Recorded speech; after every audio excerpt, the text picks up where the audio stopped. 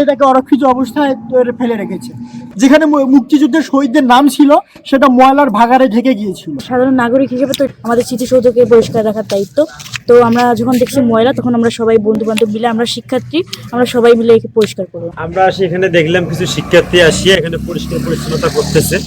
পরে আমরাও ওদের পরিষ্কার পরিচ্ছন্ন দেখে আমরাও একটু ধরলাম, কেন আমাদের এলাকার একটা স্মৃতিসৌধ এখানে পরিষ্কার পরিচ্ছন্ন না থাকলে কেমন হয় না।